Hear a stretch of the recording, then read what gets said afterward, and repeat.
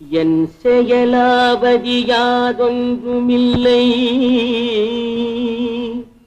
இனி தெய்வமே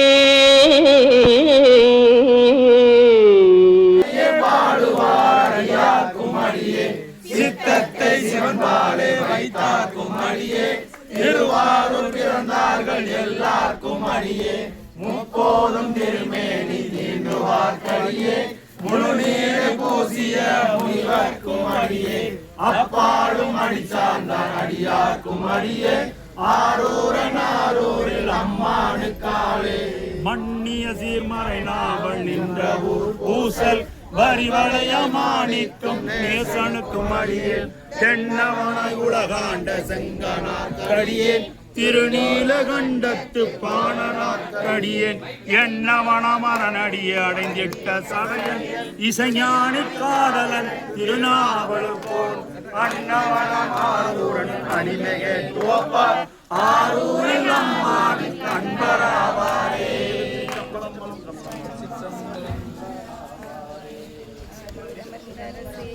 முதல் ஒரு மணி நேரம் காக்க வச்சுட்டு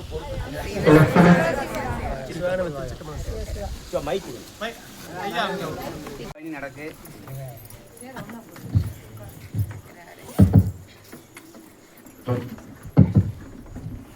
சிவாய் நம.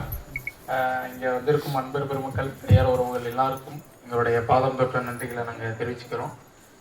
இன்னைக்கு காலையில் பார்த்தீங்கன்னா ஒரு 11 மணி இருக்கும். ஐயா வந்து ஏற்கனவே ஐயாட்ட வந்து நம்ம ஒரு தகவல் சொல்லியிருந்தோம். இந்த மாதிரி வெட்டவெளியில் இருக்கிற திருமணிகளுக்கு நீங்கள் அந்த பக்கம் வரும்போது அந்த சாமிக்கும் போய் ஏதோ ஒரு விஷயம் நீங்கள் பண்ணணும் அப்படின்னு. அப்போ ஐயா கேட்கும்போது சொன்னாங்க, நான் வர்றதுனால என்ன ஆக போகுது அப்படின்னு கேட்டிருந்தாங்க. அதாவது ஐயா வந்தால் இப்போ நீங்கள் இத்தனை பேர் வந்திருக்கீங்க, இதில் உங்களுக்கு எத்தனை பேருக்கு இந்த சிவன் கோயில் தெரிஞ்சிருக்கும்? தெரிஞ்சவங்க கை தூக்குங்க. அப்போ எவ்வளோ பேருக்கு தெரியலை. அப்போ இன்னைக்கு தெரிஞ்சிருச்சு. நாளைக்கு நீங்கள் இங்கே ஸ்ரீவில்லிபுத்தூரில் மடவார உலகம் வைத்தியநாதரோ இல்லை இங்கே இருக்கிற இங்கே பக்கத்தில் ராஜபாளையமோ ஏதோ நீங்கள் வந்தீங்கன்னா இந்த சாமியை நீங்கள் பார்த்துட்டு போவீங்களா மாட்டீங்களா? நிச்சயம். அதுக்காக தான் நான் ஐயாவை சொன்னேன். ஐயா இந்த இடத்துல இல்லை, இது மாதிரி வெட்டவெளியில் இருக்கிற கிட்டத்தட்ட ஒரு 250 திருமேனிகள் வந்து கோவை அரண்மனை அறக்கட்டளை வந்து எடுத்து வச்சிருக்காங்க. அது எல்லாத்துக்கும் இப்படி போனால் ஏதோ இந்த சாமிக்கு ஒரு பிரதோஷ வழிபாடு நடக்கும், எல்லாமே இருக்கும் அப்படின்றதுக்காக தான் இந்த சாமி எப்போ நம்ம எடுத்து வச்சோம் அப்படின்னா கடந்த வருடம் ஜூலை மாதம் நம்ம வந்து எடுத்து வச்சோம். இங்க இருந்து பாத்தீங்கன்னா இந்த கண்மாயில அந்த கடைசியில வந்து சாமி வந்து இருந்தாரு. நமக்கு தகவல் வந்துச்சு. அப்புறம் இங்க கோவை அரண்மனை அறக்கட்டளையில இருக்கக்கூடிய சிவசங்கர் ஐயாவோட பேர்ல வந்து நம்ம அங்க போய் பார்த்தோம். அங்க பார்க்கும்போது அப்புறம் நம்ம மீட்டெடுத்து ஒரு மேற்குறையிட்டு நம்பிட்டு அப்ப ஐயாவை வந்து நம்ம பண்ணியிருந்தோம். ஒரு வருடம் இந்த வருஷாபிஷேகம் முடிஞ்ச உடனேயே சாமியோட திருவருள் இந்த இடத்துல வந்து அவருக்கு ஒரு கோவில் கட்டக்கூடிய பணியை வந்து இறைவன் வந்து நமக்கு கொடுத்துருக்காரு. சொல்ல போனா நாளைக்கு தான் கருவறை பணி வந்து ஆரம்பிக்குது. இன்னைக்கு ஐயா வந்திருக்காங்க. என்ன சொல்லன்னு தெரியல எனக்கு. நாளைக்கு தான் நம்ம ஆரம்பிக்கிறோம். நாளைக்கு காலையில ஆரம்பிக்கிறோம் 9 மணிக்கு. ஐயா இன்னைக்கு சொல்லும் போது அந்த சொக்கநாதரே வந்து இறங்கி நான் வந்திருக்கேன் அப்படின்ற மாதிரி இருந்துச்சு எனக்கு. 11 மணிக்கு சொன்னாங்க. சொல்லும் போது இந்த மாதிரி அன்பர் பெருமக்கள் யாரும் பக்கத்துல இருந்தாலும் சொல்லுங்க, ஐயா வந்து அவங்களை பார்ப்பாங்க, இது வந்து அடியார் உறவுகளை சந்திக்கக்கூடிய ஒரு நிகழ்வா இருக்கும் அப்படின்னு சொல்லியிருந்தாங்க. ஒரு பதிவு போட்டிருந்தேன். இவ்வளவு பேர் வந்திருக்கீங்க அப்படின்னா அது ஐயா மேல இருக்கக்கூடிய அன்பு தான், வேற எதுவுமே கிடையாது. ஏன்னா கிட்டத்தட்ட வந்து ஒரு 3 மணி நேரமா இருந்தீங்க. யாரோட முகத்திலையும் எந்த ஒரு தயக்கமோ ஒரு சஞ்சலமோ எதுவுமே இல்லை. எப்போ வருவாரு? இன்னொரு 1/2 மணி நேரத்துல வந்துருவாரு. சரி. எப்போ வருவாரு? இன்னொரு 10 நிமிஷத்துல வந்துருவாரு. சரி அப்படின்ட்டு எல்லாரும் இருக்கீங்க. இன்னைக்கு ஐயாவை பார்த்தோன்னா அவ்வளவு நேரம் காத்திருப்புலாம் நம்ம முகத்துல எப்படி ஏதாவது இருக்கா? ஒண்ணுமே இல்லை, அப்படி இருக்குது. அதனால இந்த சிவன் கோவிலுக்கு வருகிற இந்த தை மாதம் வந்து நாம வந்து கும்பாபிஷேகம் பண்ணலாம் அப்படின்னு ஒரு முடிவுல இருக்கோம். ஐயா தான் அதுக்கு முன்னாடி நின்று அந்த கும்பாபிஷேகத்துக்கும் பண்ணணும் அப்படின்றது எங்களுடைய அடியார்களுடைய அந்த ஒரு ஆசை. அதே மாதிரி ஊர் பொதுமக்களுடைய ஆசையும் அதுதான் ஐயா. அதனால இதுல ஒரு சின்ன கோரிக்கையை நாங்க இங்க வச்சுக்கிறோங்க ஐயா. அதனால நீங்க தான் முன்னாடி நின்று இந்த கும்பாபிஷேகத்தை நிச்சயம் பண்ணி கொடுக்கணுங்கய்யா. அதனால ரொம்ப சந்தோஷம். ஐயா வந்தது ரொம்ப மகிழ்ச்சி. இன்னைக்கு இவ்வளவு பேருக்கு தெரிஞ்சிருக்கு. நீங்க அதே மாதிரி நிறைய பேருக்கு தெரியப்படுத்துங்க. இன்னும் இந்த கோவிலுக்கு நிறைய பணிகள் இருக்குது. ஒவ்வொரு ஆளும் உங்க ஒரு ஸ்டேட்டஸ் வச்சிங்கன்னா போதும், அதுல ஒரு 100 பேர் பார்ப்பாங்க. ஏதோ இந்த கோவிலை வந்து இன்னும் கொஞ்சம் நம்ம வேகமாக கட்டி முடிக்கக்கூடிய ஒரு சூழல் இருக்கு. ஏன்னா அன்னைக்கு வந்து இந்த செங்கல் மட்டும்தான் இருந்தது, பணி வந்து தடைப்பட்டு நின்றுச்சு. அப்புறம் திருப்பி நம்ம காணொளி போட்ட பிறகு இப்ப பாத்தீங்கன்னா 6000 கல்லு தான் நமக்கு தேவைப்பட்டது. ஆனா பாத்தீங்கன்னா 7000 கல்லு நமக்கு இறக்கி வச்சிருக்காங்க. இது எல்லாமே வந்து அதாவது மக்கள் செய்யறதுக்கு தயாரா இருக்காங்க. எங்க இருக்குது, என்ன மாதிரி உதவிகள் தான் நமக்கு அந்த தேவைப்பட அந்த ஒரு விஷயம் தான் வந்து நம்ம யாருக்குமே தெரியாம இருக்குது. ஏதோ காணொலி வாயிலா நம்ம அதை சொல்லும் போது அந்த ஒரு இது நடக்குது. இன்னைக்கு ஐயா வந்தது ஒரு பெரிய ஒரு மகிழ்ச்சி. அதனால ஐயா பேசுறதா நல்லா இருக்கு நினைக்கிறேன். அதான் அவர் முன்னாடி இவ்வளவு பேசுறது எனக்கு எப்படின்னு தெரியல, கையெல்லாம் உதறுது. அதனால நான் ஐயா பேசுவாங்க. திருச்சிட்டம்பலம் வந்த எல்லாருக்கும் மறுபடியும் என்னுடைய நன்றிகள், பாதம் தொட்ட நன்றிகளை நான் தெரிவிச்சுக்கிறேன். சிவகங்கை திருச்சிட்டம்பலம் ஐயா.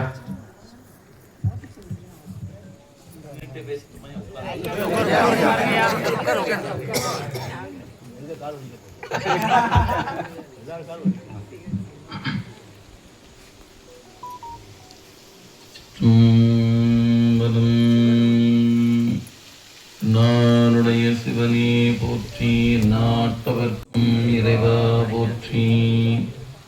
அரைசனி என்பற்கடியனுடைய பணி ஆவியோடு ஆக்கை புரை கணிய புகுந்து நின்றுருக்கி பையருள் கடிந்தமை சுடரே திரை பெறாமன்னும் அமதத் கண்கடலே திருப்பெருந்துரை உரை சிவனே உரை உணர்விறந்து நின்று உணர்வதோர் உணர்வே யான் உன்னை உரைக்குமாறு உணர்த்தே.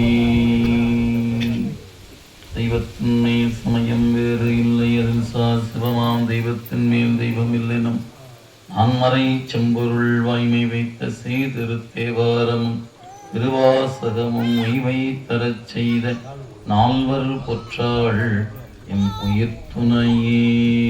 கல்லார் நிழல் மலை வில்லார் அருளிய புல்லார் இணை மலர் நல்லார் புனைவரே.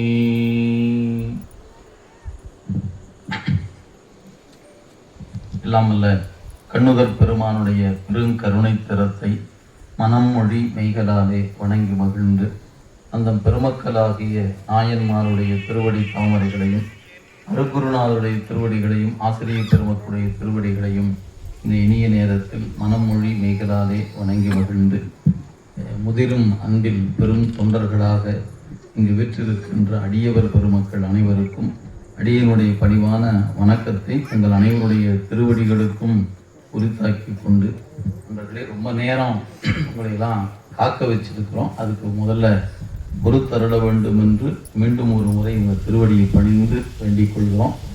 நான் இன்னைக்கு வருகிற திட்டம் என்பது இங்கே வரணும் அப்படிங்கிற திட்டத்தில் இங்கே வரல. எங்களுக்கு வேறொரு பணியின் காரணமாக நாளை காலை நம்முடைய திருப்புவனம் பக்கத்தில் கல்வி மடை அப்படின்னு ஒரு கிராமம், அங்கே ஒரு மிக பழமையான கோயில் ஒன்று நாளைக்கு பாலாலயம் செய்து இந்த திருப்பணி தொடங்குகிற பணி. மற்ற சன்னதிகள்லாம் ஏற்கனவே பண்ணிட்டாங்க.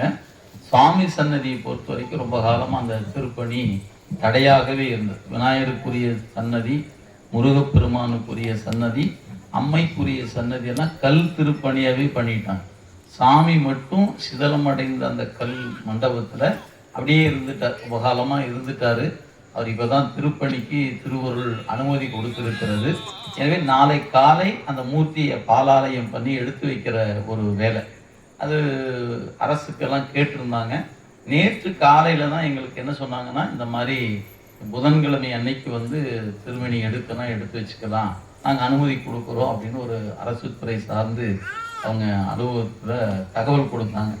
நேற்று காலையில் ஒரு 10 மணி இருக்கும், அது 11 மணி சுமாருக்கு இந்த மாதிரி ஒரு தகவல் வந்த உடனே சரி, இப்போ அந்த பாலாலயம் வந்து எப்போ குடமுழுக்கு ஆச்சுன்னே நிறைய பேருக்கு அந்த கிராமத்தில் இருக்கவங்களுக்கு தெரியல. ஏன்னா அந்த மூர்த்தி நல்ல உயரமான பெருமான், நீண்ட காலமாக வழிபாட்டில் இருக்கிறாங்க. சின்ன சாதாரண கிராமத்து மக்கள் வழிபாடு பண்ணிட்டு இருக்கிறாங்க.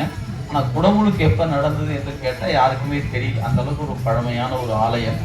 சரி, ரொம்ப நீண்ட காலத்துக்கு இடைவெளிக்கு பிறகு நடக்கிறது. அந்த திருப்பணியை பங்கெடுத்து கொள்ளக்கூடிய அன்பர், எங்களுடைய திருத்தொண்டுகளில் கூடவே வரக்கூடிய அன்பர், அவங்க வந்து மலேசியாவில் இருக்கிறாங்க. அவங்க என்ன சொன்னாங்க, இந்த மாதிரி இருக்குதுங்கய்யா, நம்ம அன்பர் அனுப்பிச்சு கொடுத்து நீங்கள் பாலாலயம் பண்ணி கொடுங்க அப்படின்னு கேட்டாங்க. சரிங்கன்னு சொல்லிட்டோம். அப்படி சொல்லும்போது ஒரு வார்த்தை சொன்னார், உங்களுக்கு ஏதாவது வருவதற்கு நேரம் இருக்குமானால் நீங்கள் கொஞ்சம் வந்துட்டா பரவாயில்லைங்கய்யா அப்படின்னு சொல்லி ஒரு வார்த்தை சொன்னாங்க. சரி, எங்களுடைய பணிச்சூழலும் பார்த்தோம், கொஞ்சம் ஓய்வு இருக்கிற மாதிரி தெரிஞ்சது. சரி, நாம் அவரே போயிட்டு வந்துடுவோமே அப்படிங்கும்போது சரின்னு சொன்னோன்னே அவர் இப்போ மலேசியாவிலேருந்து புறப்பட்டு இன்னைக்கு இரவு கிளம்பி நாளைக்கு காலை வர போகிறாருங்க. அதனால் ஒரு அந்த பெருமான், அது ஏன் அதை சொல்ல வரேன் அப்படின்னு கேட்டிங்கன்னா, அவர் ஒரு தொழில் அதிபர். இன்னைக்கு இன்றைய நாளில் மிகப்பெரிய மலேசியாவில் ஒரு பெரிய சூப்பர் மார்க்கெட் முதற்கொண்டு எல்லாத்தையும் செய்து கொண்டு இருக்கிறார். ஒரு கட்டத்தில் அந்த கிராமத்தில் இருக்கக்கூடிய கோயிலில் எந்த விதமான சூழலும், அதாவது ஒரு பொருளாதாரத்தில் ரொம்ப பின்தங்கிய நிலையில் அவர் இரவு நேரம் போய் அந்த பெருமான்கிட்ட தான் இரவு முழுக்க அங்கே தான் இருப்பாராம். கோயிலே தான் படுத்திருப்பார். அங்கே சுவாமி வழிபாடு பண்ணிட்டு இருந்தவர். இன்னைக்கு மலேசியாவில் அவங்க நிறுவனத்தின் பெயர் சொன்னால் எல்லாருக்கும் தெரியும், அந்த அளவுக்கு தொழிலில் வளர்ந்துருக்கிறார். அப்படி ஒரு வளர்ச்சியை இறைவன் இந்த ஒரு குறிப்பிட்ட ஒரு காலத்தில் அவருக்கு கொடுத்ததுனால இந்த மற்ற சன்னதிகள்லாம் திருப்பணி பண்ணாங்க பாருங்க. அப்பவே அவர் சாமி சன்னதிக்கு நான் பண்ணி கொடுக்குறேன்னு சொல்லும்போது அப்போ கொஞ்சம் மக்கள் கொஞ்சம் அவங்க தயங்க அது இடம் கொடுக்கல. இப்போ கடந்த ஒரு 7/7/2025 அன்னைக்கு கிராமத்து மக்கள்லாம் சேர்ந்து அவர்கிட்ட போய் இந்த கோயில் பணி நீங்களே செய்து கொடுங்க அப்படின்னு கேட்டுக்கொண்டாங்க. இந்த பணிக்கு இடையில திருபுவனம், நமக்கு தெரியும், பாடல் பெற்ற தலம். அந்த திருப்பணியில் ராஜகோபுரம், சாமி சன்னதி, முழுக்க முழுக்க பல்வேறு பணிகளை அவர் பொறுப்பு எடுத்துக்கிட்டார். இந்த பணி நடந்து கொண்டு இருக்குது, அதனால கொஞ்சம் சிரமப்படுவார், தவிர்ப்பார் அப்படின்ல. மக்கள் போய் கேட்ட உடனே சொன்னார், இந்த சாமி தான் எனக்கு இந்த வாழ்க்கையை கொடுத்துருக்கிறாரு. எனவே நிச்சயம் அந்த சாமிக்கு எனக்கு ஒரு, நீங்கள்லாம் ஊர் மக்கள் திறந்து வந்து கேட்கும்போது இறைவன் எனக்கு திருப்பி அந்த பணி செய்து கொடுன்னு எனக்கு வாய்ப்பு தர்றாரு. அவர் மனம் உவந்து ஏற்றுக்கொண்டாருங்க. அந்த கருவறை, அர்த்த மண்டபம், விமானம் மூணுமே கல் திருப்பணியாகவே கல்லிலேயே செய்து கொடுக்கணும் அப்படின்னு அவர் ஒப்புக்கொண்டார். அந்த பணி நாளைக்கு நடைபெறும். அவர் அங்கிருந்து மலேசியாவிலேருந்து புறப்பட்டு வரேன் அப்படின்னு சொல்லும்போது, நீங்கள் வர மாதிரி நானும் வந்துடுறேங்க அப்படின்னாரு. என்னடா அது நமக்கு ஒரு சரி நம்மளும் போகலாமே, அவர் மலேசியாவிலேருந்து கிளம்பி வர தயார் இருந்தால் நம்ம இங்கிருந்து வரக்கு என்ன அப்படின்னு திட்டமிட்டோம்ங்க. நேற்று இதெல்லாமே ஒரு 10 மணிக்கு மேலே நடந்த உரையாடல். அதுக்கப்புறம் நேற்று இரவு கிளம்பி ஒரு 12 மணி 12 மணி இருக்கும் நம்முடைய குமணன் ஐயா நம்ம அவங்க இல்லத்துக்கு வந்து சேர்ந்துட்டு, இன்னைக்கு நாங்கள் எங்களுக்கு ஒரு 2-3 மாதத்துக்கு மேலே சில கோயில், நம்ம பகுதியிற்குரிய கோயில்களில் திருப்பணி சம்மந்தமாக நிறைய கேட்டிருந்தாங்க. அவங்கெல்லாம் பார்க்கக்கூடிய வாய்ப்பாக இருக்கும். நாம் நாளைக்கு தானே பாலாலயத்துக்கு போவோம், சரி இன்னைக்கு காலையிலேருந்து அந்த வேலைகளை பார்க்கலாமே அப்படிங்கிறதுக்காக திருச்சுழியல் பக்கத்தில் பள்ளி மடம் அப்படின்னு ஒரு சிவாலயம்ங்க, ரமணர் தங்கியிருந்த இடம். அங்கே ஒரு சிவாலயம் ஒன்று இருக்குது. அதுக்கு ஒரு அன்பர்கள் சேலத்தில் இருக்கக்கூடிய தொண்டர்கள் அந்த கோயிலை திருப்பணி பண்ணணும் அப்படின்னு அவங்க என்கிட்ட 2-3 ஆண்டுகளாக சொல்லிட்டு இருக்கிறாங்க. ஐயா, எங்கள் ஊர் பக்கம் ஒரு கோயில் இருக்குது, அவர் ஒரு ஆடிட்டராக இருக்கிறார், எங்கள் ஊர் பக்கம் இருக்கிற கோயிலுக்கு ஒரு திருப்பணி நடக்கணும், நீங்கள் வாங்க என்னை கூப்பிட்டு. எனக்கு நேற்று தான் இரவு நம்ம அங்கே அந்த பக்கம் தானே போகிறோம், அவரையும் கூப்பிடுனா அவர் நேற்று இரவு கிளம்பி காலையில் அங்கே வந்துட்டாருங்க. எனவே திருச்சுடியில் போயிட்டு பெருமானை பார்த்துட்டு அந்த திருப்பணி பார்த்துட்டு அதுக்கு என்ன செய்ய வேண்டியிருக்குன்னு சபதியார்கிட்ட கலந்து பேசிட்டு, அதுக்கப்புறம் முடுக்கன் குளம், அந்த கோயில் திருப்பணி, அந்த முடுக்கன் குளம் தானையா, முடுக்கன் குளம், அந்த திருத்தலம் போய் பார்த்துட்டு அங்கேயும் அப்படித்தானுங்க. அங்கே ஒரு சாமி சன்னதி, அம்பாள் சன்னதி, ஒரு முன் மண்டபம் பூரா நம்ம ஐயா கூட காணொலி போட்டுக்கிறாங்க. அந்த இதில் மண்டபங்களும் முந்தைய கீழே விழுந்து கிடக்குது, அதெல்லாம் சரி பண்ண முழுக்க கற்கோயில். அந்த திருப்பணி செய்யறதுக்கு சில ஆலோசனைகள் அவங்களுக்கு இதெல்லாம் என்னன்னு கேட்டிங்கன்னா, நம்ம நேரம் நம்ம கையில் இல்லை. நம்ம போகிறோம், அது அரை மணி நேரத்தில் போகலான்னு நினைப்போம், கொஞ்சம் கூடுதலாக நேரம். அதை பார்த்து முடித்து தரிசனம் முடித்து அவங்கள்ட்ட ஆலோசனை பண்ணி முடித்து திருப்பாச்சேத்தி, அங்கே ஒரு சிவாலயம் தொண்டர்கள் திருப்பணி பண்ணுறாங்க. இதையெல்லாம் முடிக்கும்போது நாங்கள் சும்மா இங்கே ஒரு மணி நேரம், அங்கே அரை மணி நேரம் அப்படி கணக்கு போட்டதுனால 5 மணிக்கு நம்ம இங்கே வந்துடலாம் அப்படின்னு நாங்கள் திட்டமிட்டோம். இது எல்லாமே கூடுதல் நேரம் ஆயிடுச்சுங்க. அங்கங்கே போயிட்டு வந்து அப்புறம் அங்கிருந்து நாங்கள் கிளம்பும் போதே பார்த்தா நம்ம 2 மணி நேரம், நான் 5 மணிக்கு இங்கே இருக்கணும் அப்படின்னு நாங்கள் திட்டமிட்டோம்.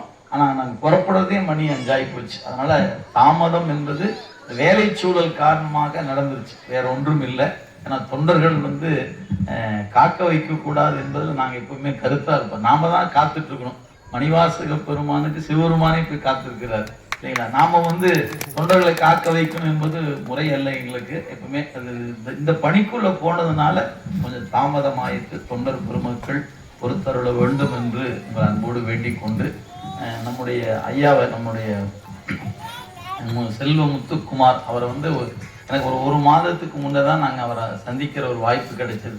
ஐயா ஒரு வீடியோ ஒன்று போட்டு நாங்கள் திருவாசல் புத்தகம் 30 ரூபாய்க்கு கிடைக்கிறது, சிவச்சொந்தங்கள்லாம் வீட்டில் வாங்கி வைத்து கொள்ளணும் அப்படின்னு அவங்க சொன்னது.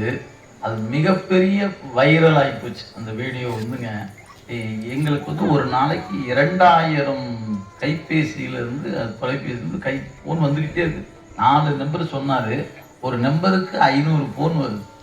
எங்களால் சமாளிக்கவே முடியலைங்க இந்த நிமிடம் வரைக்கும்.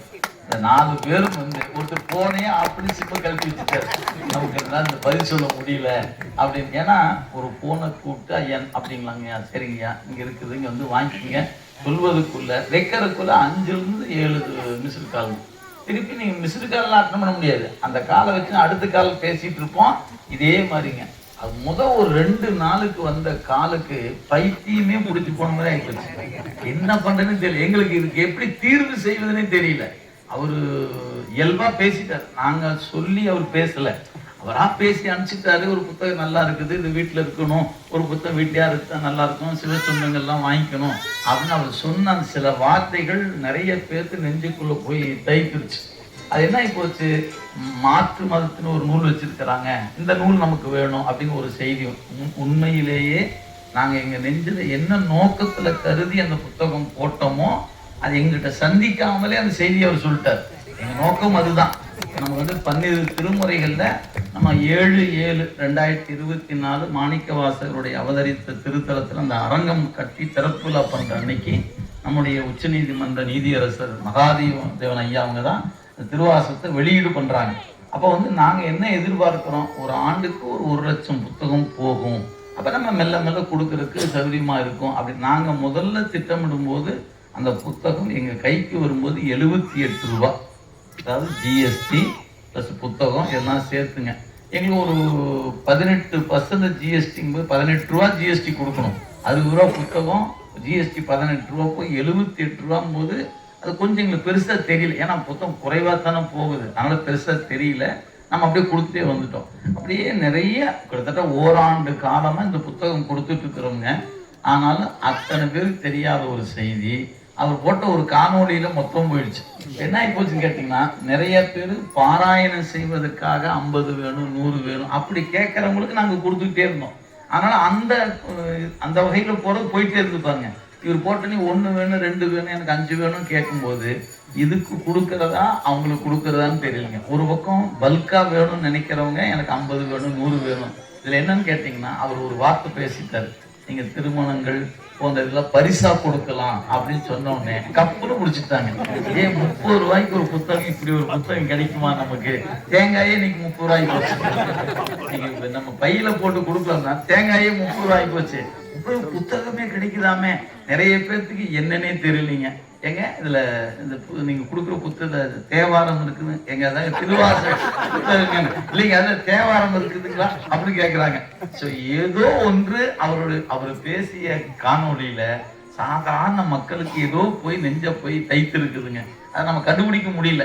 ஆனா இப்ப என்ன, திருவாசகம்ங்கிற ஒரு பேரை உடைய சேர்த்து இருக்கு.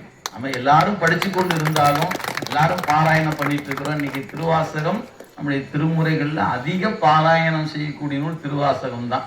எல்லா ஊர்லயும் நடந்து கொண்டு இருக்குது முற்றுவது. அப்படிலாம் எல்லாரும் நாமெல்லாம் படித்து கொண்டு சேர்க்க முடியாத ஒரு செய்தியை ஒத்த காணொலியில ஒரு 1.5 நிமிடத்துல கொண்டு சேர்த்திட்டாரு. அவரு 30 நிமிடத்தை கொண்டு சேர்த்திட்டாரு. இன்னைக்கு நாங்க அதுக்கு என்ன பண்ணிட்டோம்னு கேட்டீங்கன்னா, எங்களால சமாளிக்க முடியாத ஒரு சூழல்ல 70 இடங்களை புத்தகம் கொடுத்து வச்சுட்டோம். திருவாச புத்தகத்தை நமக்கு தெரிந்த தொண்டு, ஏன்னா 4 பேர்த்திட்ட கூப்பிட்டு பதில் சொல்ல முடியலைங்க. எனவே 70 பேர்த்துக்கு கொடுத்து அங்கங்கே 200 புத்தகம் கையில் கொடுத்து இந்த மாதம் போட்டால் இவ்வளவுதான். யாராவது கேட்டாங்கன்னா பல்கா கேட்டால் கொடுக்காதீங்க, 1 வேணும் 2 வேணும் கேட்டால் கொடுங்க அப்படின்னு 2 நாளில் 70 பேர்த்தை பிடிச்சி 70 பேர்த்து ஃபோன் நம்பரை வாங்கி அதுக்கு ஒரு PDF ரெடி பண்ணி, இப்போ நீங்கள் எனக்கு கூப்பிட்டீங்கன்னு வச்சுங்களேன், தெரியாத ஒரு நம்பரில் வந்து ஃபோன் அட்டன் பண்ணுறதில்ல அப்படின்னு தள்ளி விட்டு ஒரு அமுத்தோம்னா அது போயிடும். அப்புறம் அவர் பார்த்துட்டு திருப்பி அவர் பார்க்க மாட்டோம். நம்ம எப்பவும் இப்போ யாரும் இப்போ வாட்ஸ்அப் பார்க்குறவங்களுக்கு SMS பார்க்க மாட்டோம் இல்லைங்களா. உடனே அப்புறம் 2வது திருப்பி அவரே கூப்பிடுவார், ஐயா நான் தான் கூப்பிட்டேங்க ஐயா, உங்களுக்கு ஒரு SMS அனுப்பிச்சிருக்கிறேன், நீங்கள் எடுத்து பாருங்க, தொடுங்க, 70 இடம் இருக்கும், எங்கே வேணுமோ அங்கே வாங்கிக்கிங்க. இப்படி சொல்றது மட்டும்தான் வேலையை வச்சுக்கிட்டோம். இப்போ அந்த மாதிரி ஒரு சூழல் அமைந்தது. அப்போ இதை சமாளிக்க முடியாமல் இருக்கும்போது எதர்ச்சியாக நம்ம சிவசங்கரை அவர் அந்த கூரை போட்டு கொடுக்குற பணியில் முதன்மையான பணி. அவர்கிட்ட பேசிட்டு இருக்கும்போது இவரும் கொஞ்சம் சந்திச்சுட்டா பரவாயில்ல அப்படின்னு நினைச்சோம். எனவே கடந்த ஒரு மாதத்துக்கு முன்னதான் அவரை கோவைக்கே வர சொல்லி இப்படி 2 பேரும் பக்கத்தில் உட்கார வச்சு பேசி, ஐயா இந்த மாதிரி அது போய் சேரலைங்க.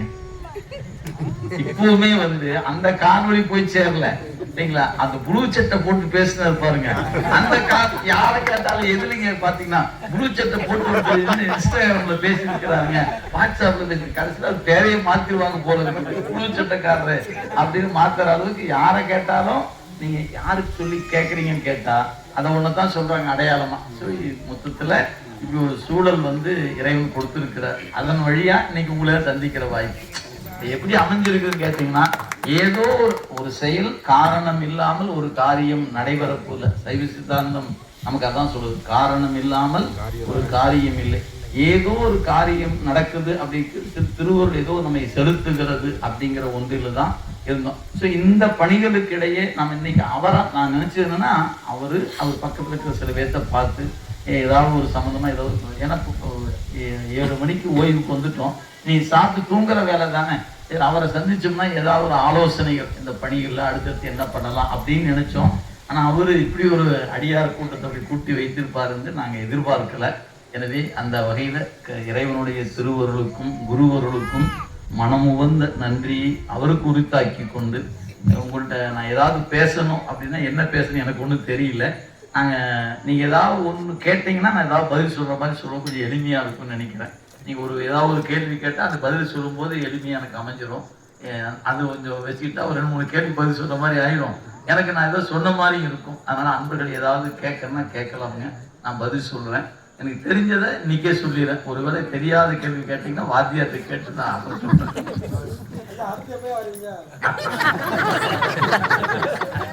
அவர் கேட்கிற கேள்விக்கு எப்படி இன்று வருமோ நாளைக்கு வருமோ என்று வருமோ அறியங்கிற மாதிரி, எங்கே நடத்துமோ எங்கே கிடத்துமோ எங்கே இருத்துமோ என்றறிய. இன்னைக்கு இங்க வருவோங்கிறது கனவிலும் நினைக்கல. சரிங்க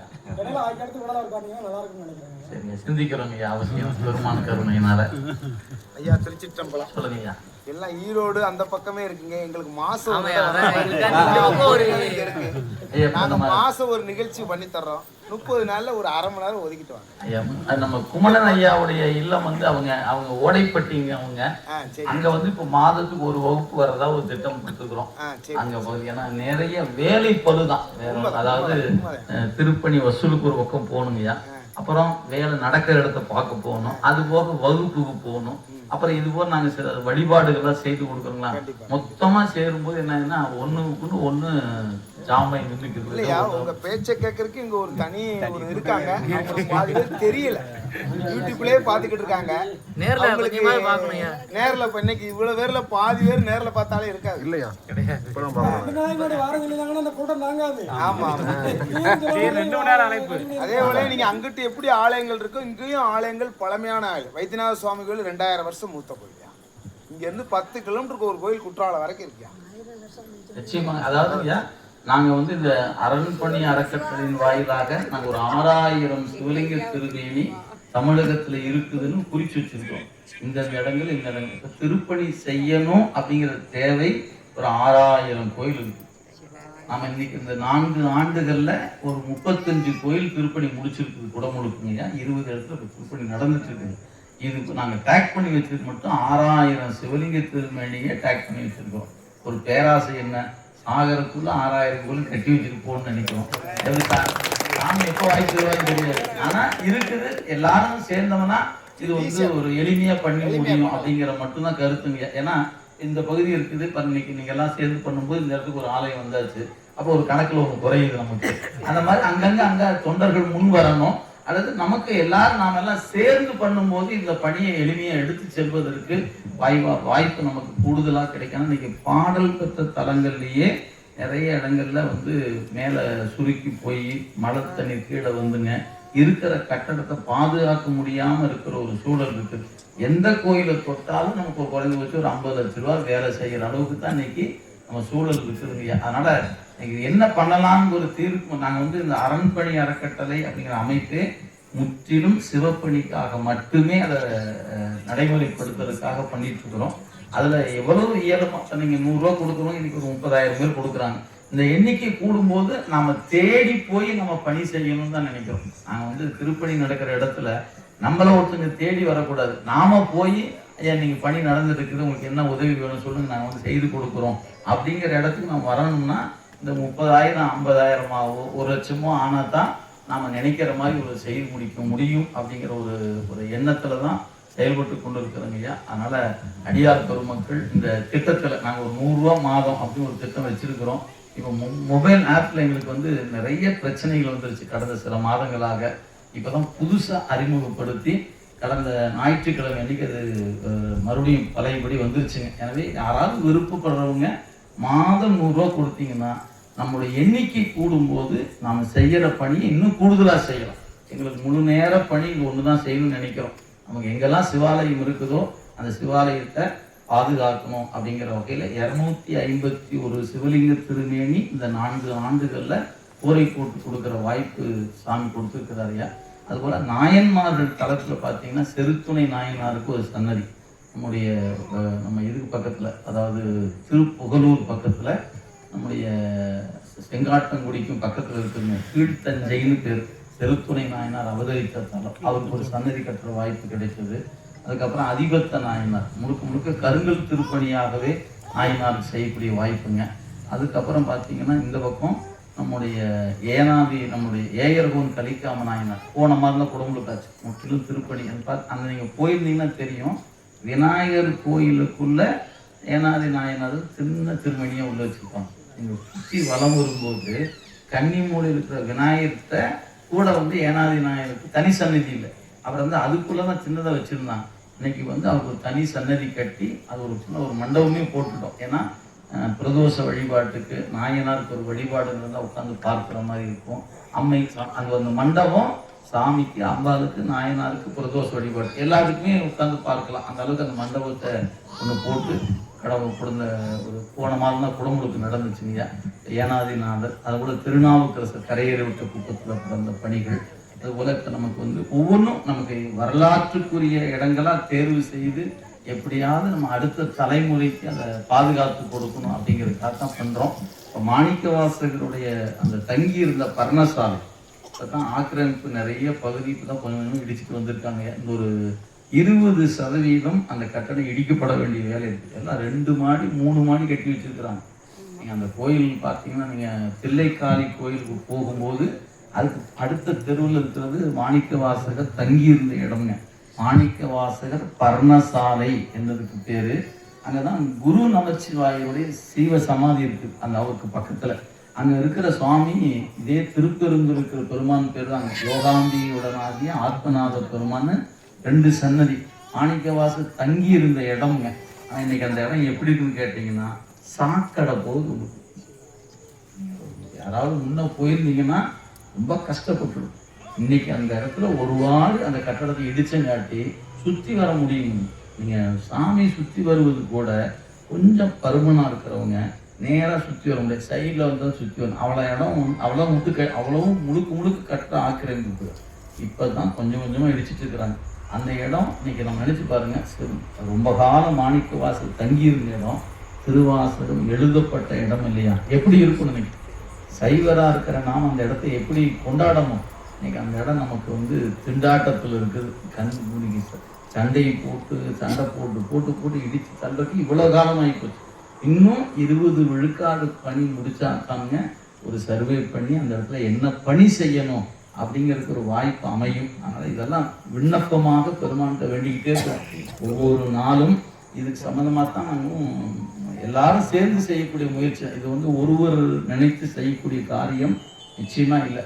தொண்டரா இருக்கிற நாமெல்லாம் சேர்ந்தோம்னா நம்ம இருக்கிற காலத்துல அடுத்த தலைமுறைக்கு சைவத்தை ஏதாவது செய்து வச்சுட்டு செல்வதற்கு ஏதுவாக இருக்கும் அப்படிங்கிறது ஒண்ணுதான் கருத்துங்க. எனவே நாமெல்லாம் சேர்ந்து பயணிப்போம். நாம செய்யற பணி உழவாரம், முற்றோதல், இப்படி வெவ்வேறு தளங்கள்ல பணி செய்தாலும் கூட ஆலயத்தை பாதுகாத்தா தான் நீங்கள் அடுத்தடுத்த தலைமுறை வந்து அந்த இடத்துல வேறொரு பணி செய்வதுக்கு அவங்க தயாராக வருவாங்க. நீங்கள் பெரியவங்க கோயில் கட்டி வச்சங்காட்டி தான் நம்ம வந்து வழிபாட்டுக்கு வந்திருக்கிறோம், நாம இன்னைக்கு சிவனடியார் ஆகியிருக்கோம். அவங்க கோயில் கட்டாமல் போயிருந்தா இன்னைக்கு நாம சிவனடியார் ஆகிருக்க முடியாது. அப்போ அவங்க பாதுகாத்து நம்ம கையில் கொடுத்துட்டு போனாங்க. நம்ம அடுத்த தலைமுறை கையில் கொடுக்கறதுக்கு கோயில் ஒன்று தான் இருக்குது. நீங்கள் நல்லா நினைவு வைத்துக் கொள்ளுங்க. எனக்கு என்னிடத்துல ஒரு ஒரு பேராசிரியர் ஒருத்தருங்க, வயதான ஒருத்தர், அவர் சொல்லார் என்கிட்ட, இந்த மனித வாழ்க்கையில் நான் இவ்வளோ காலம் வாழ்ந்துட்டேன், இத்தனைக்கு அவருடைய வயது 80+ அப்படி வச்சுக்கோங்க வயது. அவ்வளோ வயது, ரொம்ப நிறைய சமய பணிகள் செய்திருக்கிறார். ஆனால் அவர் ஒரு வார்த்தை சொல்கிறாருங்க, அதாவது நான் நிறைய பணி செய்துட்டேன், ஆனால் கோயில் அப்படின்னு ஒரு வேலையும் நான் பண்ணலை. உழவாரம் பண்ணியிருக்கிறேன், முற்றோர்கள் பண்ணியிருக்கிறோம், வகுப்புகள் நடத்தியிருக்கிறோம், ஆனால் கோயில் பணின்னு பண்ணுறது நான் ஒன்றுமே பண்ணலை. எனக்கு இப்போ 80க்கு மேலே ஆயிடுச்சு. சில உடலில் சில உபாதைகள் இருக்குது. எப்போ என் வாழ்க்கை முடியும் எனக்கு தெரியல. நான் திருப்பி பார்த்தா நான் வாழ்ந்த வாழ்க்கைக்கு என்ன இருக்குன்னு கேட்டால் ஒன்றும் சொல்ல தெரியலங்கிறது. ஒரு மிகப்பெரிய சமயத்துறையில் பணி செய்யக்கூடிய ஒரு பெரியவர் அவருங்க. அவரெல்லாம் வந்து எங்களுக்குலாம் ஒரு வழிகாட்டியவர். அவர் சொல்கிறாரு, நான் திரும்பி பார்த்தா என்னன்னு கேட்டால் ஒன்றுமே இல்லை. அப்போ அவர் என்ன கருதுறாருன்னு கேட்டிங்கன்னா, ஒரு கோயில்னு ஒன்று இருந்தால் தான் இந்த கோயில் அவங்கெல்லாம் பணி செய்தாங்க, அவங்க ஒரு கட்டடம் கட்டி வச்சாங்க, ஒரு திருப்பணி செஞ்சு வச்சாங்கன்னு சொன்னால் அதை அடுத்த தலைமுறை நினைத்து பார்க்குற வாய்ப்பாக இருக்கும்.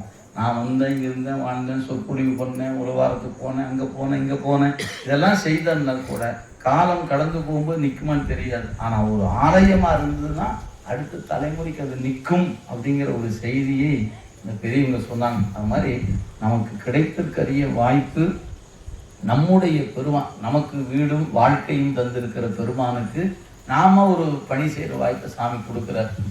அதனால எல்லாரும் சேர்ந்து அந்த இறைவனுக்கு இந்த இடம்னா ஒரு ஆலயமாக மாறுகிற பொழுது தான் எல்லாருக்கும் ஒரு மகிழ்ச்சிங்க. அதுபோல நம்முடைய பகுதியில் ஆங்காங்கு நடக்கக்கூடிய பணிகள் எல்லோரும் முன்னெடுத்தால் இது ஒரு சிறந்த ஒரு வாய்ப்பாக அமையும். நம்முடைய கள்ளிக்குடி, நம்முடைய திருமங்கலம் பக்கத்தில் அங்கே ஒரு பெரும் பழமையான சிவாலயங்க.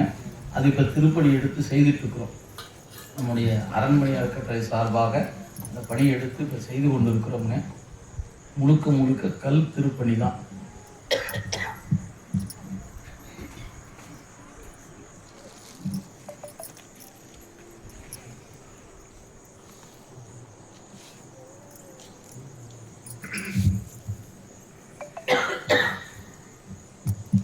எனவே அன்பர்கிட்ட பணிவாக விண்ணப்பிப்பது என்னவென்றால், நம்முடைய காலம் திருவாசக வரியில் சொல்லணும்னா, நிற்பார் நிற்க நில்லா உலகம். இந்த வாழ்க்கை அவ்வளோதான். எல்லாரும் வந்து இருந்து இருக்கலாம்ங்கிற இடம் இல்லை, கிளம்ப வேண்டிய இடம் தான் இது. ஆனால் எப்போ கிளம்ப போகிறோன்னு தெரியாத ஒரு வாழ்க்கைக்குள்ளே தான் நம்ம இருக்கிறோம். எனவே இன்று இருப்போர் நாளை இல்லை என்னும் பெருமை உடைத்து உலகு என்று திருவள்ளுவர் அறிவுறுத்தியது போலவும், இன்று நன்று நாளை நன்று என்று நின்ற இச்சையால் ஒன்றுகின்ற வாழ்க்கையை போகவிட்டு போதுமின் என்று ஞானசம்பந்த பெருந்தகையினுடைய திருவாக்கு. இதெல்லாம் நம்ம பெரியவர்கள் நமக்கு திரும்ப திரும்ப நிலையாமை என்ற ஒன்றை சொல்லி சொல்லி அறிவுறுத்தினாங்க. எதற்காக அப்படின்னு கேட்டால், நிலையாத இந்த வாழ்க்கையில தான் நிலையான ஒன்றை செய்ய முடியும். இந்த உடம்பு நிலையில்லாதது, அதுக்குள்ள இருந்து தான் உயிர் என்ற பொருள் நிலையாக இறைவனுக்கு ஒரு பணி செய்கிற வாய்ப்பை நமக்கு இறைவன் கொடுத்திருக்கிறார். எனவே அந்த வகையில் யாருக்கு என்ன கிடைக்குமோ அந்த பணியை நம்ம முன்னெடுத்து செய்தால் நம்ம காலத்துல சைவம் தழைப்பதற்கு, நம்ம திருநீர் உருத்திராக்கம் இன்னைக்கு ரொம்ப குறைந்து போய் இன்னைக்கு நம்ம இருக்கிற காலத்துக்கு, நம்முடைய பெரியவங்க காலத்தை விட நான் கண்கூட பார்க்கிறேன், இன்னைக்கு இளைஞர்கள் நிறைய பேர் உருத்திராக்கம் அணிந்திருப்பதையும் திருநீர் பூசிருக்கும் பார்க்கக்கூடிய வாய்ப்பு கிடைக்கிறது.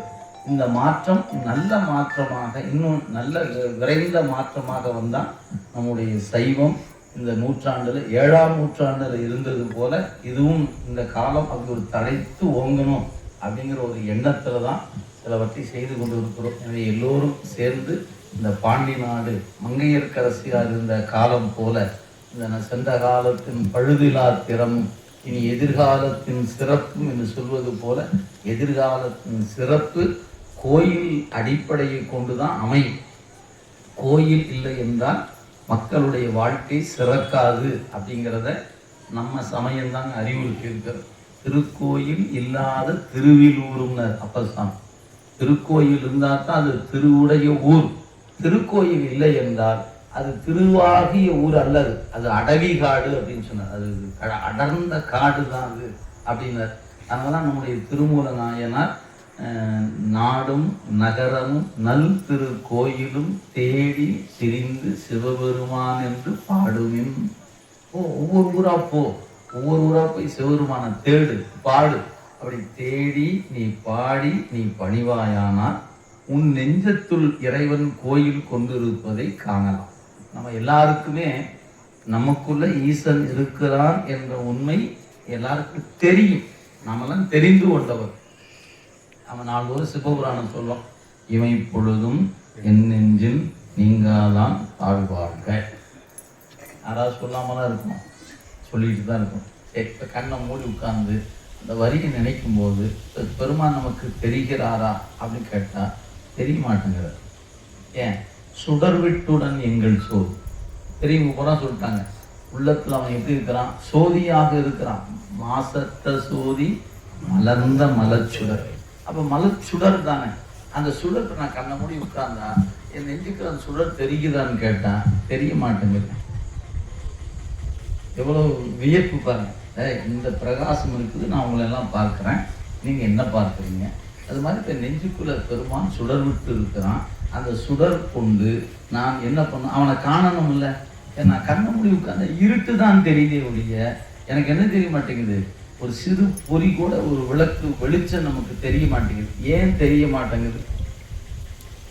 நம்முடைய நூல் சொல்லுகிறது, நம்முடைய அறிவில் அறியாமை கலந்திருப்பதுனால, அந்த அறியாமை அறிவு என்கிற கண்ணை மறைத்திருப்பதுனால சுடர் விட்டு இருக்கிற அந்த பிரகாசம் நம்மால காண முடியாம நிற்கிறோங்கிற. அப்ப நமக்குள் இருக்கிற சோதியை நாம் காணணும்னா நமக்கு இருக்கிற அந்த கண்ணில் இருக்கிற இருள் இருக்கு பாருங்க, அந்த படலம் நீக்கப்பட்டால் தான் சுடரை நாம காண முடியும். கண் பார்வை படலத்தால் மறைக்கப்படும் போது பொருள் தெரிவதில்லை. படலம் நீங்குச்சுன்னா கண் அந்த ஒளியோடு கூடி பொருளை காணுகிறது. அது மாதிரி நமக்குள் இருக்கிற ஈசனை காணணும்னா நம்மகிட்ட இருக்கிற அறியாமை என்ற இருள் நீங்கினால்தான் நமக்குள் இருக்கிற சோதியை காண. எனக்கு இறைவன் என்னுள் இருக்கிறான் என்று நான் தெரிந்து வைத்திருக்கிறேன். உணர்ந்தவன் கிடையாது. ஏன்? உணர்ந்தனா பேச மாட்டேனே. உணரும் போது என்ன வந்துடும்? நான் தழுதழுத்துருவோம், கண்களில் கண்ணீர் வந்துடும், பேச்சு தடுமாறும். இதுதான் இயல்பு. ஏன்? அதான் மெய்தான் அருந்தி விதிர் விதிர்த்து உன் விரையார்களுக்கு என் கைதான் தலை வைத்து கண்ணீர் ததும்பி வெதும்பி உள்ளம் பொய்தான் தவிர்ந்து உன்னை போற்றி சய சய போற்றி என்னும் கைதான் நெகிழவிடை. அப்ப என் நெஞ்சம் என்னுள் ஈசன் இருக்கிறான் என்று உணரத் தொடங்கும் போது ஆடாதுங்க, பேசாது. ஏன்? கண்டு அனுபவித்து கொண்டு அழுதுகிட்டு தான் உட்காந்து.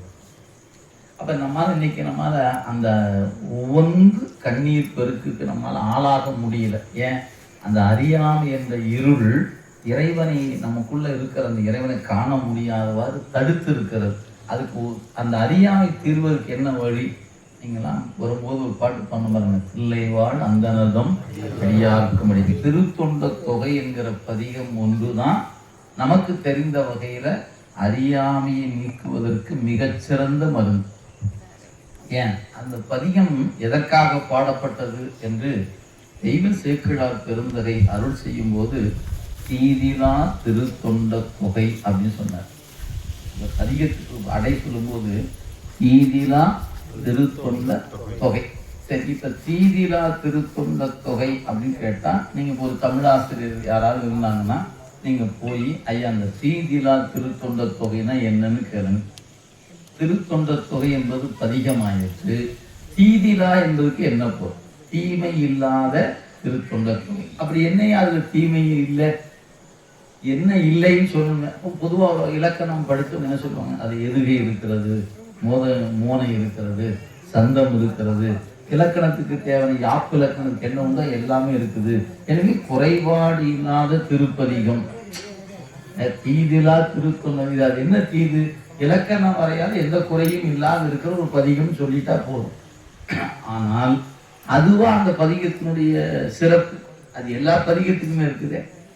அவங்க பாடின எல்லா பாட்டுமே குறைபாடு இல்லாத பதிகம் தானே.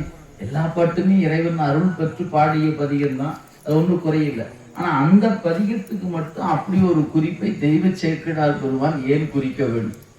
நீங்க பெரிய புராணம் எடுத்து படிச்சீங்கன்னா இந்த பதிகம் ஒன்றுதான் திருமலை சருக்கத்துல தொடங்கி வெள்ளாளை சருக்கத்து வரைக்கும் அங்கங்க வந்துட்டு இருக்கு. நீங்க சேக்கிழார் வாக்குல ஒரு பதிகத்தை பத்தி ஒரு இடத்துல சொன்னார்னா திருப்பி அந்த பதிகத்தை பற்றிய குறிப்பு இன்னொரு இடத்துல சொல்ல மாட்டார். நீங்க பித்தாத்திரை சூடியினுடைய குறிப்பை தடுத்தாட்கொண்ட புராணத்தில் தான் பார்க்கலாம். பின்னாடி வேற எங்காவது படிச்சீங்கன்னா சுந்தர வாக்குல அந்த குறிப்பு வராது. ஏன்? அங்க மட்டும்தான். அது போல கூற்றாயனவாறு அந்த ஒரு இடத்துல தான் சொல்லப்பட்டிருக்கு. ஆனா திருத்தொண்ட தொகை என்கிற பதிகம் மட்டுமே இந்த திருத்தொண்டர் புராணத்துல பல இடங்கள்ல குறிக்கப்பட்டிருக்கிறது. ஒரு பதிகம் சேக்கிழார் பெருமானால் திரும்ப திரும்ப சொல்லப்படும் என்றால் அந்த ஒரே ஒரு பதிகம், அந்த ஒரு பதிகம் தான். அப்ப அந்த பதிகத்துக்கு அப்படி என்ன சிறப்பு? நீங்க சொன்னது திருப்பி சொல்லக்கூடாதுன்னு இலக்கணம் இருக்கிறது. அப்படிப்பட்ட ஒரு பதிகத்தை திரும்ப திரும்ப அவர் ஏன் சொல்லி கொண்டு வருகிறார் அப்படிங்கும் போதுதான் நீங்க அந்த வரியை கவனிக்கணும். தீதிலா திருத்தொண்ட தொகை என்பதற்கு தீமை இல்லாத திருத்தொண்ட தொகை என்பது பொருள் அல்ல. அப்ப அது என்ன செய்யும்? தீமை என்பதை இல்லையாக செய்கின்ற திருத்தொண்ட தொகை. நமக்கு தீமை இல்லாத திருத்தொண்ட தொகைங்கிறது பெருமை இல்லதுக்கு. ஏன்? குற்றமில்லாத செய்யுள். குற்றமில்லாத செய்யுள் என்பது தேவார பதிகங்கள் எல்லாருக்குமே எல்லா பதிகத்துக்கும் பொருந்தும். அப்படி இருக்கும்போது இந்த பதிகத்துக்கு ஏன் அந்த பெயர் வைத்தார் அப்படின்னு கேட்டா, நம் அறிவுக்குள் இருக்கிற அறியாமையை அகற்றுகின்ற ஆற்றல் இந்த திருத்தொண்ட தொகைக்கு உண்டுங்கிறார். அது எங்க சொன்னார்? அவரே சொல்றார். கடைசி பாட்டு என்ன சொல்றாரு? ஆரூரில் அம்மானுக்கு அன்பர் ஆவர். ஆரூரில் இருக்கிற அம்மானுக்கு நீங்க என்ன ஆயிடலாம்? அன்பர் ஆயிடலாம். நீங்க எப்ப அன்பர் ஆக முடியும்? அறியாமை நீங்கணும், அறிவு வளரணும். அறிவு இறைவனுக்கு அன்பு வகையால ஆட்படணும். அப்படி ஆட்பட்டீங்கன்னா தான் நீங்க என்ன ஆக முடியும்? அன்பராக. அன்பராதல் என்பது எளிமையான காரியம். இப்ப கண்ணப்பர் யாரு? அன்பு வயமாயிட்டாரா இல்லையா? ஏன்? அவருடைய நிலை முழுக்க முழுக்க இறைவனையே நினைக்கக்கூடிய இடத்தில் இருந்ததுனாலதான் அன்பு வடிவமா நிற்கிறார். அப்ப நம்முடைய அறிவு அன்பு மயமாக வேண்டும் என்றால் நம்ம அறிவுக்குள் இருக்கிற அறியாமை நீங்கணும். அந்த அறியாமை எப்ப நீங்கும்னா திருத்தொண்ட தொகை பதிகத்தை நாள்தோறும் பாடணும். நம்ம அடியார்களா இருக்கிற நாம இன்னைக்கு காலையிலிருந்து இரவுக்குள்ள ஒரு முறையேனும் திருத்தொண்ட தொகை பதிகத்தை அவசியம் படிக்கணும். ஏன்னா அதுதான் நம்ம என்ன பண்ணோம்? இறைவனுக்கு நெருக்கமாக நம்மை கொண்டு வந்து சேர்க்குங்க. அந்த ஆற்றல் அந்த திருப்பதிகத்துக்கு உண்டு. அறியாமை நீக்கி கொடுக்கக்கூடிய ஆற்றல் அந்த பதிகத்துக்கு உண்டு. அந்த அறியாமை நீங்கும் போது நிச்சயமாக நாமும் நமக்குள்ள இருக்கிற அந்த சுடராக இருக்கிற சோதியை ஒரு நாள் நிச்சயமாக என்ன பண்ணலாம்? உணர முடியும். இப்ப நாம பேசிக்கொண்டிருக்கலாம், தெரிந்து பேசிட்டு இருக்கோம். தெரிவது அப்படிங்கிற முறையில பேசிட்டு இருக்கோம். ஆமாயா, இறைவன் நெஞ்சுக்குள்ள இருக்கிறாருன்னு சொல்றாங்க, நெஞ்சுக்குள்ள இருக்கிறாருன்னு சொல்றாங்க அப்படின்னு சொல்லுவோம். நீங்க நாம உணர்ந்திருக்கிறோமா அப்படின்னு கேட்டா இல்லை. எனக்கு தெரிஞ்ச ஒரு பெரியவருங்க தென்காசியில இருந்த ஒரு பேர் திருஞான சம்பந்தம்னு அந்த ஐயா பேர். ஒரு முறை நான் சொல்லும்போது நான் சந்திக்கும் போது ஒரு 70 வயதுக்கு மேல இருக்கும். திருநனாவுக்கு வந்திருந்தாரு. எப்பவுமே பாடிக்கிட்டே இருப்பார். பாட்டு அவர் நடந்து வந்தாருன்னா ரோட்டுன்னு பார்க்க மாட்டார், அதிகம் பாடிக்கிட்டே வந்துட்டு இருப்பார். அவர் பாட்டுக்கு வந்திருப்பாரு. திருவேடத்தோடு தான் வருவாருங்க. வரும்போது ஒரு முறை பால் சாப்பிட சொன்னோம். சாப்பிட்றோம், கையில் வாங்கி கொடுத்தாச்சு. அப்படியே நல்லா ஆற்றி கொடுத்துறியா அப்படின்னாரு. கொஞ்சம் சூடாக சாப்பிட்டா நல்லா இருக்கும் இல்லையா அப்படின்னு. ஏன்னா மார்கழி மாதம் கொஞ்சம் குளிருக்கு சூடாக சாப்பிட்டா நல்லா இருக்குங்கய்யா அப்படின்னு சொல்லும்போது அந்த ஐயா சொன்னாங்க, உள்ள பெருமான் இருக்காரு, சுட்டுடும். இப்போ நினைச்சு பாருங்க, நான் என் நெஞ்சில சாமி இருக்கிறாருல்ல, நான் சூடாக ஊற்றணும், சுடும் இல்லை. அப்போ அவர் உணர்ந்து இருக்கிறாருங்க. நம்ம தெரிஞ்சுதான் வச்சிருக்கோம். நாமளும் தான் காப்பி பூஸ்டாரு அப்படி கொதிக்கி அப்படி ஊத்துறோம்னா அடக்கடவுக்கு சுடுநீர் ஊற்று குளிக்கிற மாதிரி தான் சாமி குளிச்சிருப்பாரு நம்மகிட்ட இல்லைங்களா? நாம அப்படி நம்ம ஒரு நாள் கூட அவருக்கு இருந்த அந்த அறிவு வரலையே நமக்கு.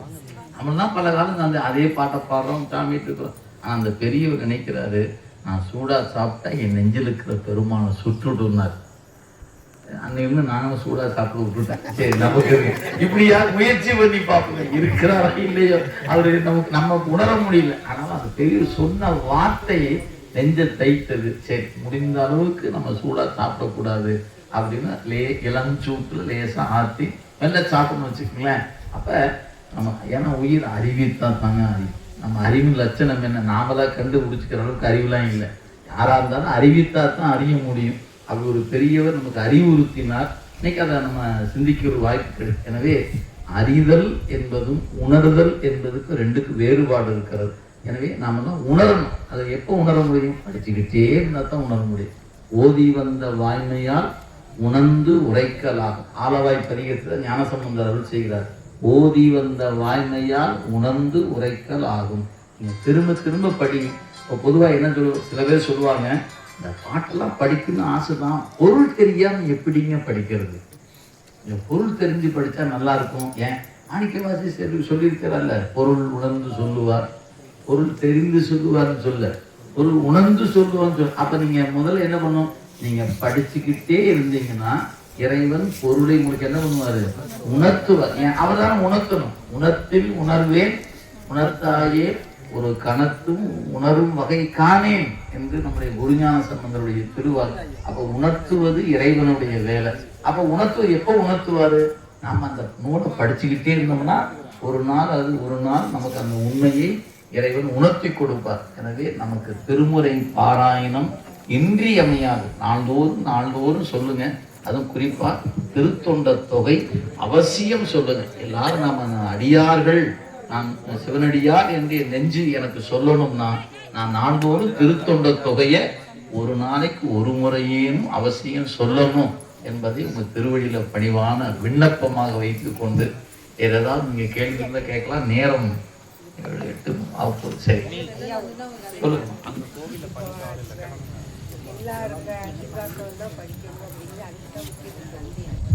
மூவர் தேவாரம் காரைக்காலம்மா படிக்க எல்லாரும் வீட்லையும் இருக்குன்னு எல்லாரும் படிக்கணுங்க. அதை நீங்கள்லாம் அதாவதுங்கய்யா, அம்மா சொல்றாங்க மூவர் தேவாரம் காரைக்கால் அம்மையார் சொல்றாங்க. பொதுவாகவே 12 திருமுறைகளை ஆண்டுக்கு ஒரு முறை படிச்சு முடிக்கணும். அதுதான் நமக்கு ஒரு பெரிய ஒரு வாய்ப்பு. நீங்க அதுக்கு என்ன பண்ணலாம் அப்படின்னு கேட்டா, ஒரு நாளைக்கு நம்ம புத்தகம் வச்சிருந்தோம்னா 10 பதிகம் அல்லது கொஞ்சம் ஒரு 10 பக்கம் படிப்பது அப்படின்னு படிச்சோம்னா அப்படியே கொஞ்சம் கொஞ்சமா அந்த சுவை தெரிய ஆரம்பிச்சிருச்சுன்னா நீங்க உங்களால படிக்காமே இருக்க முடியாது. தான் அம்மா சொன்ன மாதிரி நீங்க காரைக்கால் அம்மையாருடைய பதிகம் நமக்கு இன்னைக்கு அற்புத திருப்பதிகம், அற்புத திரு அந்தாதி 100 பாட்டுங்க. அப்புறம் 2 பதிகம் இருக்குது. மூத்த திருப்பதிகம் 2 பதிகம் கொடுத்துருக்குறாங்க. அதுல அது போக இரட்டை மணி மாலை ஒன்று பாடியிருக்கிறாங்க அம்மா பாடிய பாட்டுல. அற்புத திரு அந்தாதியில தான் ஒரு அழகான குறிப்பு இருக்குது. அம்மா நினைவுபடுத்தியதுனால உங்களுக்கு நான் ஒரு நினைவுபடுத்துறேன். அதாவது இப்போ காரைக்கால் அம்மையார் வரலாறு நீங்க எல்லாரும் நிச்சயமா அறிந்திருப்பீர்கள். யாருக்கும் சந்தேகம் நான் சொல்ல வேண்டியதில்லை. சரி, இப்போ என்னன்னு கேட்டா, பெருமாட்டி கைலாய மலைக்கு போறாங்க. எப்படி? தலையால நடந்து போறாங்க.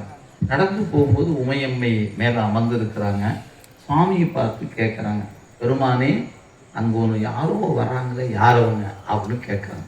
உடனே சாமி பார்த்தாரு, வரும் இவள் நம்மை பேணும் அம்மைக்கா.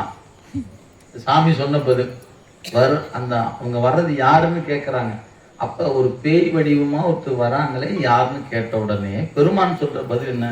வரும் இவள். அவங்க யாருன்னு கேட்டாங்க. அவங்க சொல்லி பதில் சொல்றதுக்குள்ள அம்மா பக்கத்துக்கு வந்துட்டாங்க. இந்த வேகத்தை கவனிச்சுக்கங்க. அம்மா சொல்லும்போது அங்க வராங்களே யாருன்னு கேட்டாங்க. சாமி பதில் சொல்ல இவள் அப்படின்றார். அப்பதான் அர்த்தம், அந்த பேய் வடிவம் என்பது வேகமாக வரக்காகத்தான் அந்த வரத்தையை கேட்டு வாங்கியிருக்கிறாங்க.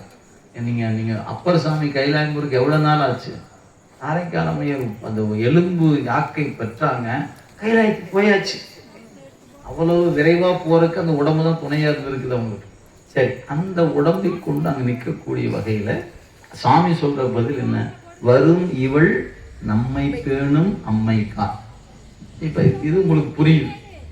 சாமி சொன்ன பதில் என்ன? ஏன் அம்மான்னு சொல்லல, அம்மாவையும் சேர்த்துக்கிட்டாங்க. உன்னையும் என்னையும் பாதுகாக்கிற தாய் அவள் அப்படின்னாங்க. வரும் இவள் நம்மை பேணும் அம்மைதான் அப்படின்னு உமையம்மையும் சேர்த்து சொல்லிட்டார். இப்ப நம்ம வரலாற்றுக்கு பின்னாடி போவோம். காரைக்கால் அம்மையார் என்ன பணி செய்தாங்க? சிவனடியாருக்கு அன்னம் போட்டாங்க. சிவனடியாருக்கு யாராவது வந்தாங்கன்னா அமுது செய்வாங்க. இவங்க சிவபெருமான் சோரே போடலையே. நீங்க நான் கேட்கிற கேள்வி புரிதம் இல்லை. இவங்க அங்க இருக்கிற காரைக்கால் இருக்கிற சிவன் கோயிலுக்கு படித்தரம் கொடுத்தாங்க, நெய்வேத்தியம் கொடுத்தாங்க, சாமிக்கு போய் அமுது வச்சாங்கன்னு சொன்னா சாமி இப்ப என்ன சொல்லலாம்? ஏமா உனக்கு தெரியலையா, காரைக்கால் நமக்கு சோறு போட்ட அம்மா தான் அந்த அம்மா அப்படின்னு சொன்னா நியாயம். ஆனா காரைக்கால் அம்மையார் வீட்டுக்கு வருகிற அடியார்களுக்கு தான் உணவு கொடுத்தாங்களே ஒழிய கோயில்ல போய் சாமிக்கு சோறு போடலையே. ஆனா சாமி சொல்றாரு உன்னை என்னை பாதுகாத்து சோறு போட்ட அம்மான்னு சொல்றாரு. இது எப்படிங்க பொருந்துச்சு? சரிங்களா? அடியாருக்கு கொடுத்தது அங்க போயிருக்கிறீங்களா? இதற்கு விடை நீங்க எங்க பார்க்கணும்னா அற்புத திருவந்தாதி படிச்சீங்கன்னா தெரியும். அற்புத திருவந்தாதியில இந்த தாய் அன்பு என்பது எப்படிப்பட்ட அன்பு அப்படிங்கிறதுக்கு விடை எங்க இருக்குன்னு கேட்டீங்கன்னா நம்முடைய அற்புத திருவந்தாதியில் இருக்குது. அதுல ஒரு 4-5 பாட்டு குறிப்பா சொல்லணும். ஒரு பாட்டுல அம்மா என்ன சொல்றாங்க? பெருமானே, நீ ஆடுவதற்கு உனக்கு வேறு இடமே கிடைக்கலையா? அவனுக்கு சுடுகாடு தான் இடம் கிடைச்சதா உனக்கு? நீ ஏன் ஈம புறங்காட்டில் போய் ஆடுகிறார் ஏன் அப்படின்னு ஒரு கேள்வி. சாமி ஏதோ பதில் சொல்லிட்டாராட்டுக்குது. அது என்ன பதில் அம்மாவுக்கு மகனுக்கு தானே தெரியும், நமக்கு தெரியல. ஆனா அடுத்த பாட்டில் சொல்றாங்க, சரி நானும் சொல்லி சொல்லி பார்த்தேன், நீ கேட்குற மாதிரி தெரியல. நான் உங்களுக்கு புரியுற மாதிரி நான் சொல்றேன். இப்போ நம்ம வீட்டில் நம்ம பையன் இருக்கிறான், ஒரு 25-30 வயது. இப்போ தான் புதுசாக கல்யாணம் ஆச்சு. நமக்கு அந்த கல்யாணம் ஆகிறதுக்கு முன்னாடி அவன் சினிமாவுக்கு போகிறோன்னா 9 மணிக்கு மேலே தான் சினிமாவுக்கு போவான். 12 மணிக்கு படம் பார்த்து இரவு காட்சி பார்த்து தான் வீட்டுக்கு திரும்பன்னு வச்சுக்கோங்களேன். போகும்போது தான் தெரியும். என்ன சொல்லி போயிடுவான், சாதியை வச்சுட்டு படுத்து நான் திறந்துக்கிட்டு போயிடுவான். சரி, இப்படியே போயிட்டு இப்போ கல்யாணம் ஆகி போச்சு. இப்போ அம்மா சொல்கிறாங்க, என்ன சொல்லுவாங்க? இனிமேல் படத்துக்கு போகிறதா இருந்தா எப்போ போகணும்?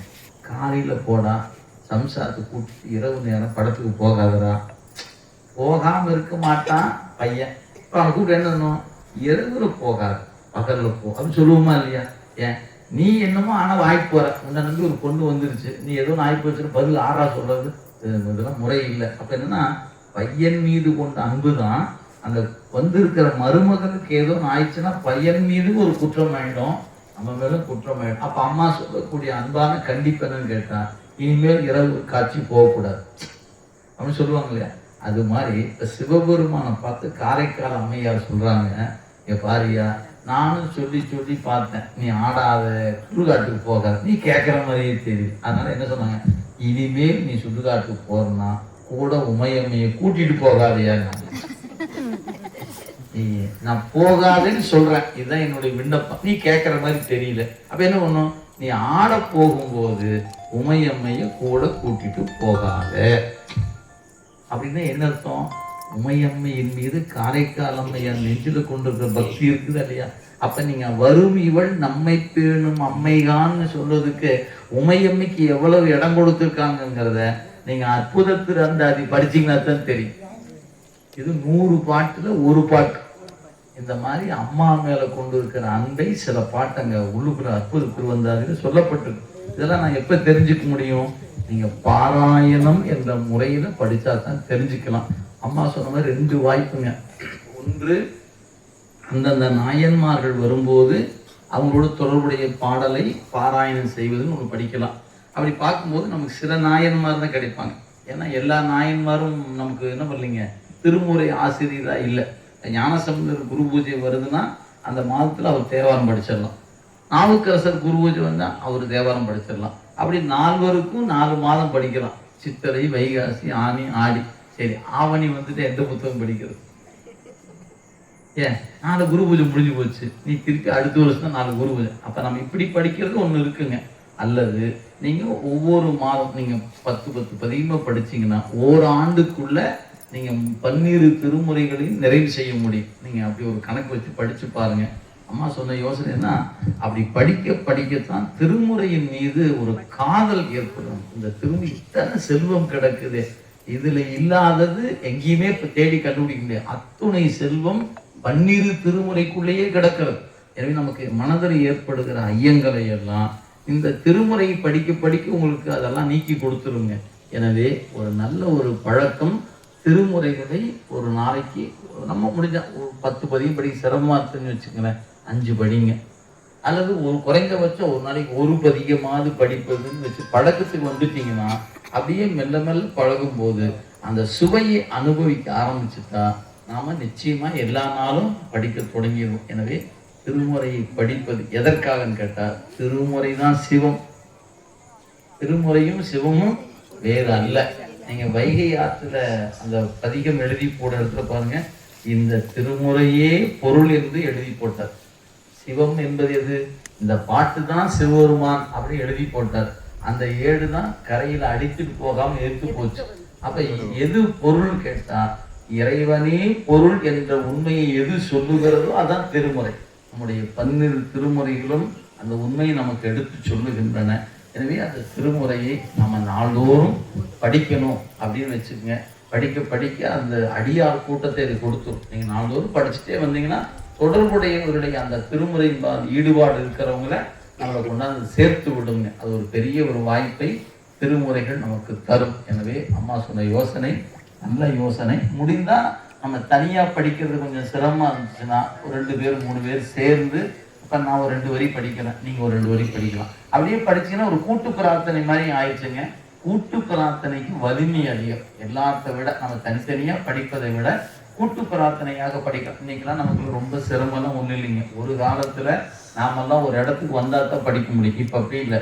வாட்ஸ்அப் இருக்குது, எல்லாரும் 9 மணிக்கு எல்லாம் லைனுக்கு வந்துருக்குன்னு சொன்னீங்கன்னா கூகுள் மீட் இருக்குது, 100 பேர் வரைக்கும் ஃப்ரீயா ஆட் பண்ணிக்கலாம். சரிங்களா? வாட்ஸ்அப்லேயே நீங்க வந்து இத்தனை பேர்த்த சேர்த்திக்கலாம். நீங்க ஆப்ஷன் கொடுத்துட்டாங்க. என்ன பண்ணலாம், இன்னைக்கு இதாருங்க இந்த பதிகம் பாராயணும்னு சொல்லி போட்டா விருப்பப்படுறோம் அந்த நேரத்தில் வந்து சேர்ந்துக்கலாம். அப்படி படிக்கும்போது அந்த மந்திர ஒலி நம்மை நிச்சயமாக ஏன் ஆழ்க தீயது எல்லாம் அரண்நாமமே சூழ்க. அந்த அரண்நாமம் சூழப்படுமானால் உலகத்தினுடைய துயரம் தீர்க்கப்படும். உலகத்தின் துயரம் தீரணும்னா இறைவன் புகழ் எல்லா இடத்திலும் எங்க இருக்கணும், பட்டி தொட்டி எல்லாம் அந்த பேர் போகணும், அவருடைய புகழ் போய் சேரணும். அப்ப நாம வாய்ப்பு இருக்கும்போது நீங்க அந்த ஆன்லைன்ல படிக்கலாம். ஏதாவது ஒரு சந்தர்ப்பம் கிடைச்சா ஒரு கோயில கூடி ஒரு கூட்டு பிரார்த்தனை போல வாரத்துக்கு ஒரு முறை படிக்கலாம். இதெல்லாம் நம்ம படிக்க நம்மை அறியாமலே நம்ம சமய வளர்ச்சிக்கு அது ஒரு பெரும் துணையாக இருக்கும். நீங்க நம்ம செய்யற ஒரு சின்ன பிரார்த்தனையில என்னங்க நடந்துற போகுது, நான் ஒரு ஆள் போய் கும்பிட்டா நடந்துருமான்னு கேட்டா, ஒரு மங்கையர்க்கு அரசியாலதான் ஒரு பாண்டி நாடு மாற்றம் பெற்றது, ஒரு திலகவதியாலதான் ஒரு திருநாவுக்கரசர் நமக்கு கிடைப்பார். ஒரு சிவபாத இருதையருடைய தண்ணீர்ல மூழ்கி அவர் வேண்டிய விண்ணப்பம் தான் ஒரு ஞானசம்மதர் கொண்டு சேர்த்துச்சு. நீங்க அந்த வரலாற்றை படிச்சு பாருங்க. தண்ணிக்குள்ள மூழ்கி நின்று அகமருட ஜபம் செய்து கொண்டிருக்கிறார். எதற்காக? திருநீற்று நெறி தழைப்பதற்கு ஒரு மகவு வேண்டும், திருநீற்று நெறி தழைப்பதற்கு ஒரு மகவு வேண்டும் என்று தண்ணிக்குள்ள மூழ்கி நாள்தோறும் இறைவன்ட்ட வேண்டினார். அவர் எங்கிருந்தார் தெரியுங்களா? கைலாயத்துல சிவபெருமான மறக்காம இருந்தார். மறக்காம இருந்தவரை இவர் தண்ணிக்குள்ள மூழ்கி கேட்டு கிடந்தார் பாருங்க. சாமி பார்த்தாரு, யாரை அனுப்பலாம் மேல இருந்து, இவர் அனுப்பலாம். அதான் எப்போ நினைச்சிட்டே இருக்கிறாரு. ஒரே நிமிஷம் அவர் மறக்க வச்சாரா அப்படின்னு ஒரு நிமிடத்தை மறக்க வச்சு அதை காரணமா அது கீழே அனுப்பிச்சு விட்டார். எதுக்கு? அவர் கீழே வந்தங்காட்டியும் நாமள மேலேற முடியுது இல்லைங்களா? அவர் பாண்டா இல்லையா, துறக்குமாறு அந்த பதிகத்துல மறக்குமாறு இல்லாத என்னை மறப்பித்து மண்மேல் பிறக்குமாறு வந்து காட்டினாய். அப்ப மறப்பே இல்லாத இடத்துல இருந்த ஒரு ஞானிய சிவபாத இருதய தண்ணிக்குள்ள மூழ்கி நின்று பெருமானே சைவம் தழைக்க மகவு வேண்டும், சைவம் தழைக்க மகவு வேண்டும் என்று கேட்டதுனால மறக்காதவரை மறக்க வச்சு நமக்காக என்ன பண்ணிட்டாரு, சாமி இறக்கி அனுப்பிச்சு கொடுத்துட்டாரா இல்லையா? அப்ப ஒருவருடைய பிரார்த்தனை என்ன செய்யும் அப்படின்னு கேட்டீங்கன்னா, இந்த உலகத்தை மாற்றி தருகிற ஆற்றல் ஒவ்வொருவருடைய பிரார்த்தனைக்கும் இருக்கிறது. அப்ப நாம தனித்தனியா ஒரு பிரார்த்தனை செய்யும்போது மாற்றம் நிகழுமானால் நாமெல்லாம் சேர்ந்து செய்யும் போது அந்த மாற்றம் இன்னும் வேகமாக நடைபெறும் என்பதை நாம் எல்லாரும் உணர வேண்டும். எனவே ஒரு கூட்டு பிரார்த்தனை என்பதை நாம் மாதத்துல ஒரு நாளோ வாரத்துக்கு ஒரு நாளோ அல்லது ஆன்லைன்லயோ ஏதேனும் ஒரு வகையில இந்த எண்ணம் ஒருமித்த எண்ணம் உடைய அன்பர்கள்லாம் ஒன்று கூடுனா